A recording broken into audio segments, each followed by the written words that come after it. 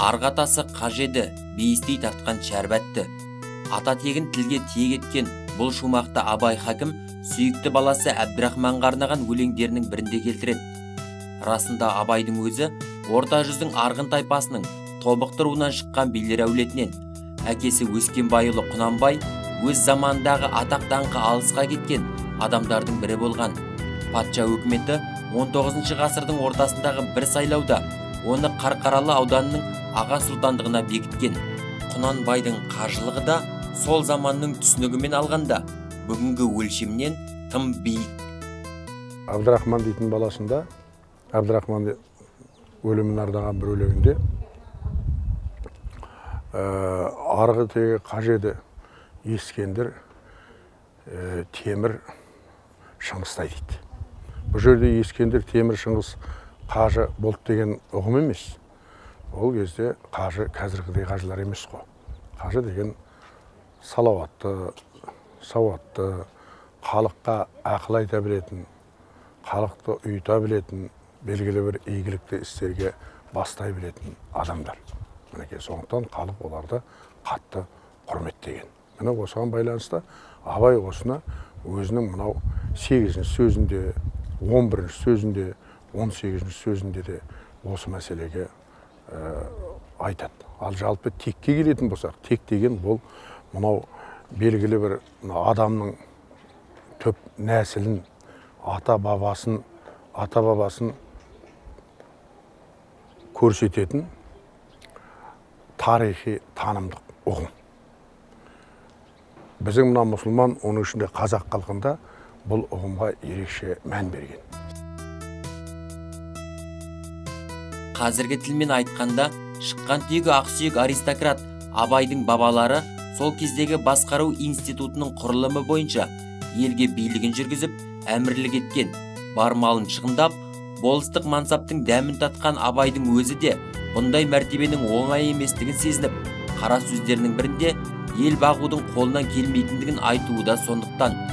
Академик Алтай Тайжановтың пайымдауынша, Абай Құнанбайұлы бай мен болыстық пенделік әрекеттерінен бұрын адамзатты алға жетелейтін тек оқу мен ғылым екендігін толық сезініп, халық жадына құюға тырысқан.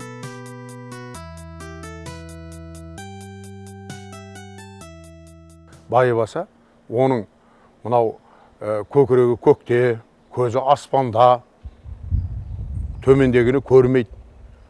Солай болып кете береді. Бірақ түптің түбіне келгенде, біздің қазақ халқы үшін, жалпы адамзат үшін ең қажетті нәрсе ақыл, ар, намыс, оқу, білім, ғылым. Көріп отырсыздар ма? Абайдың кез келген өлеңінде, кез келген қара сөзінде осы еш уақытта қалыс қалған емес. Барлық уақытта өз жұртын ғылымға, білімге, өнерге, оқуға шақырады. Ресми деректерде ақынның арғы тегі Олжай батырдан басталады. Олжайдың Айдосының Айпара деген әйелінен Ырғызбай, Көтібақ, Топай, Торғай деген төртіл туады. Бұлардың әкесі момын, шаруа адамы, ал шешесі өткір тілді, өр мінезді әйел болған. Сол Айпара балаларына шынжырбалақ шұбартөс Ырғызбайым, тоқпақ жалды Торайғыр Көтібағым, әрде кетпес, берде кетпес Топайым, сіреді оңбас Торғайым деп отыратын болса керек. Ана айтқандай, шынында бұлардың ішінде Ырғызбай ортасынан оза шауып ел басқарған. Оның баласы Өскенбай шаруаға жайлы, билікке әділ кісі болғандықтан, ісің адал болса Өскенбайға бар, арам болса Ералыға бар деген мәтел сөз қалған. Өскенбайдың әйелі Зердеден Құнанбай туады. Қазірдің өзінде Құнанбай дәуірі өткенімен адамның пиғылы сол күйінде сақталған десек артық болмас. Болыс болып алғандар дейді. Сонан кейін олар төменге қарамайды дейді. Себебі төмендегілермен олардың ісі жоқ дейді. Төмендегілердің қолында ештеңе жоқ. Ол жоғарыға қарап, өзінен жоғары тұрған адамдарға жарамсақтанып, жандай шаптанып, соларды мақтап, барға жоққа, тіпті әрберден кейін қара халыққа күлкі болады дейді. Оларға енді құлсымдар мен залымдар бар дейді. Ел ішінде бұрында болған, қазірде де болған дейді. Дәл айтар едім, қазірде де бар. Жарамсақтар, жандай шаптар, солардың барлығы мына ол қоғамды ілгерілету үшін жұмыс жасамайды. Құлқын қарабас үшін жасайды. Және солар мынау шенеуніктерді мақтағанда алдына жан салмайды. Адам баласына пенде ғой, қанша дегенмен, ал мен алып біреу мақтай берсе, сол шын ба деп қалуым мүмкін ғой. Міне Абай осы жерде айтады. Мына би болсаң, болыс болсаң, сол көп жағдайларда алдыңа қара, артыңа қара. Ол Абай қараша деп түсіндіреді. Қараша деп отырғаны халық. Ал сол кездегі халықтың қалы қалай дегенге Абай айтады. Халықтың қалы онша жақсы емес. Халық бірін тартса, біріне жеткізе алмай жүр. Біріне барса, біріне бара алмай жүр. Бір жерге кірейін десе, біріне кірсе, екіншісіне кіре алмай жүр. Дәл біздің қоғамда да солай.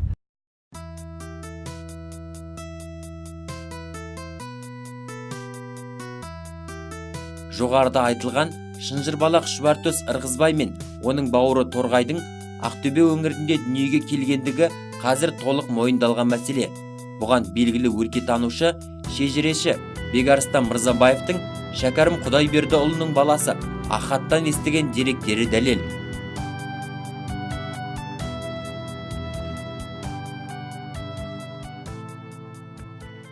Шәкәрім Құдайбердиевтің баспасөзге кезінде шығып, кейін алынып тасталған дастан поэмаларында Шыңғыстауды тастап, жаудан босаға қашқан тобықтылардың сауран айналып, әйгілі Әнет бабаны сыр бойындағы биік төбенің басына, бір төбенің басына жерлеп, Ырғыз Торғайға құлағандығы.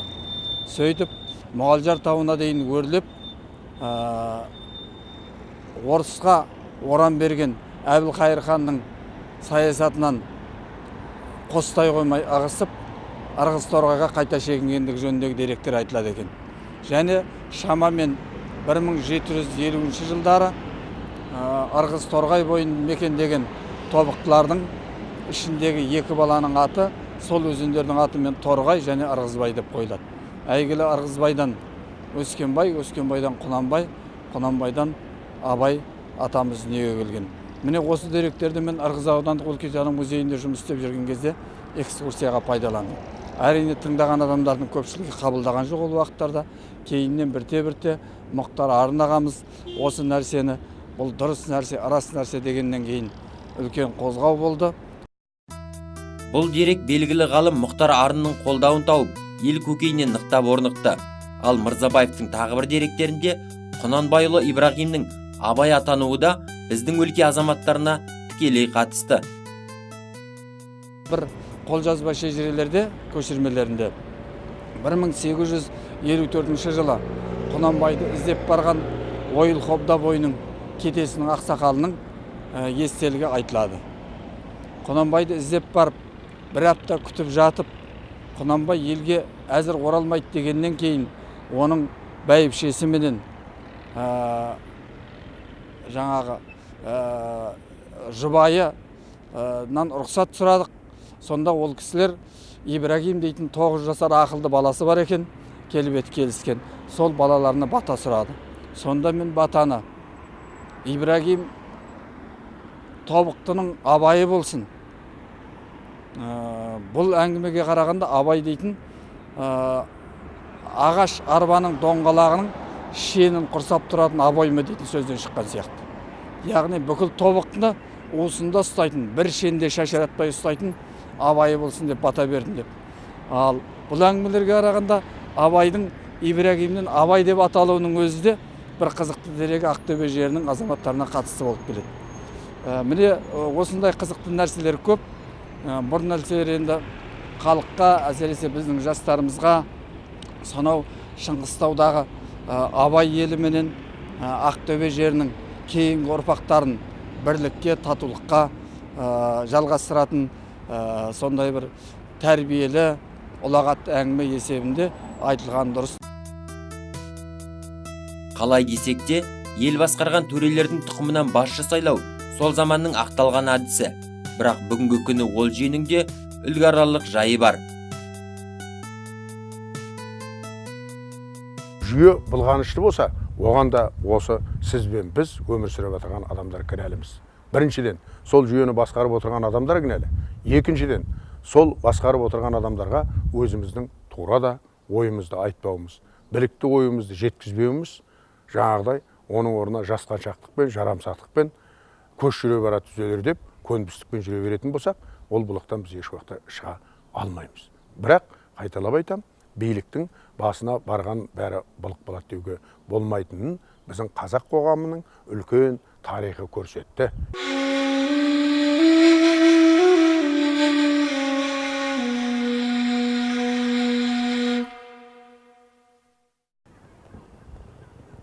Осы ақылды кім үйренеді? Насихатты кім тыңдайды?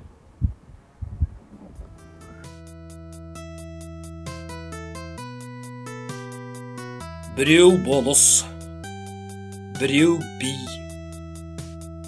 Олардың ақыл үйренейін, насихат тыңдайын деген ой болса, ол орынға сайланып та жүрмес еді. Олар өздері де үздік күшіміз, өздеріміз біреуге үлгі беріп, ақыл айтарлықпыз деп сайланады. Өздері түзеліп жеткен, енді елді түзерлік ақ қалған. Ол не қылып тыңдасын, және тыңдайын десе де қолы тие ме? Басында өзіндік жұмысы бар. Ұлығымызға жазалы болып қаламыз ба? Елдегі бұзақыларымызды бүлдіріп аламыз ба? Немесе халқымызды бүлдіріп аламыз ба? Яки өзіміз шығымдап шығынымызды толтыра алмай қаламыз ба деген ебіне қарай біреуді жетілтейін деп, біреуді құтылтайын деген бейнетінің бәрі басында. Қолы тимейді. Байлар, олар өздерде бір күн болса да дәулет қонып, дүниенің жарамы басында тұр. Өзінде жоқты малыменен сатып алады. Көңілдері көкте, көздері аспанда, адалдық, адамдық, ақыл, ғылым, білім еш нәрсе малдан қымбат демейді.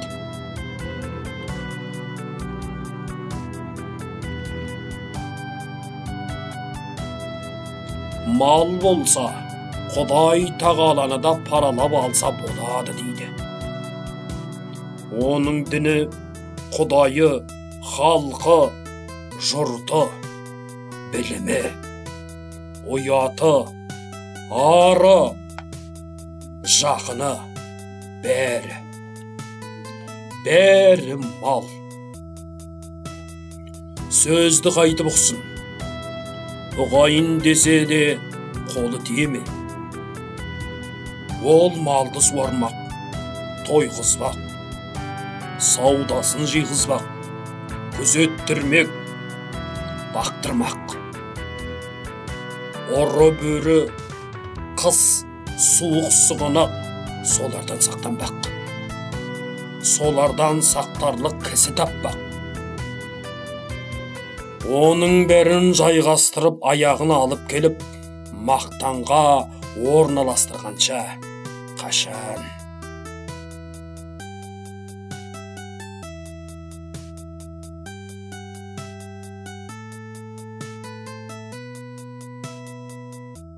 Енді ұры, залым, сұм сұрқия өздері де тыңдамайды. Онша-мұнша қой жінді, қоңыршалар күнінде көре алмай жүр. Аналар анадай болып тұрғанда білім, ғылым, ақылды не қылсын? Және де білім, ғылым кедейлерге керегі жоқтаяқ. Бізді не қыласың? Ана сөзді ұғарлық қайт дейді. Оның өзге менесі жоқ. Ана алдындағы үшеуіндей болған жанның ойында ешбір қайғысы, мұңы болмаса керек.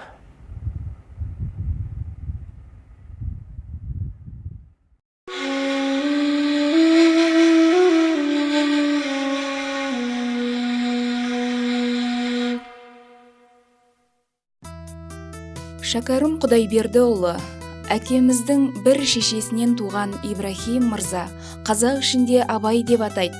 Сол кісі мұсылманша һәм орысша ғылымға жүйрік һәм Алланың берген ақылы да бұл қазақтан бөлек дана кісі еді.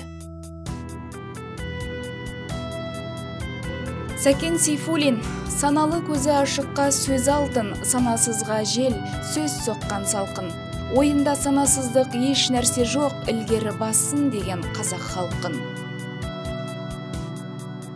Бауыржан Момышұлы, Абайдың ойы терең, көркі көлемді, теңеуі бай, ұтымды келіп отырады. Ішкі ырғақтары қарқынды келіп, қалпынан шықпай жатады.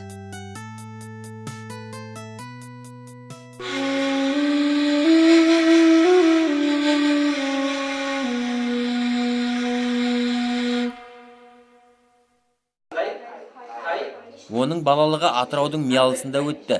Анасы мұғалім, өзінің де ұстаздықты таңдауы кездейсоқтық емес. Қазақ ауылдың баласы мемлекет құраушы ұлт тілінің болашағына мән бергендіктен емес, ауылдастармен тілдесу үшін қазақша сөйлеген десек артық болмас. Жалпы Алек Свет бүгінде Абайдың тілін жетік меңгерген, көпшілік үлгі аларлық ұстаз. Ауылдық жерде өскесін, мен қазақ мектебінде оқыдым, қанша дегенмен маған енді осы мемлекеттік тілді қазақ тілін меңгеру көп әрине қиындыққа соққан жоқ. Ұлы данышпан Абай әрине барлығымыздың кеудемізде, жүрегімізде, оның айтқан нақыл сөздері, қара сөздерінен барлық сол білімге, жаңа өмірді сезінуге, жаңа өмірді ілгері дамытуға арналған сөздері барлығымыздың көкейімізде. Федерика Майер, ЮНЕСКО-ның бас директорының өзі айтқандай, Абай адамзаттық өркениет тарихындағы ұлы тұлға. Абай қазақтың ғана емес, адамзат ақыны деген. Міне осы Абайды тек қана қазақ емес, Абайды бүкіл халық, бүкіл дүние, бүкіл әлем біледі деп айта аламын.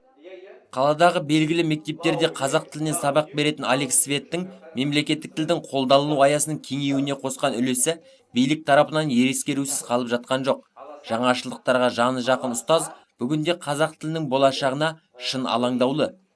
Әсіресе қалалық жерде сұраныстың аздығы тіліміздің күйін жетім баланың тағдырымен сәйкестендіріп отыр. Дегенмен де Алек тәрізді ағартушылардың әсерімен мектеп қабырғасында Абайдың шығармасын, Абайдың даналығын құрметтейтін жастар көбейіп келеді. Абай өз сөзімен айтқанда, бұзылған заманды түзетудің жолын іздеді дейді.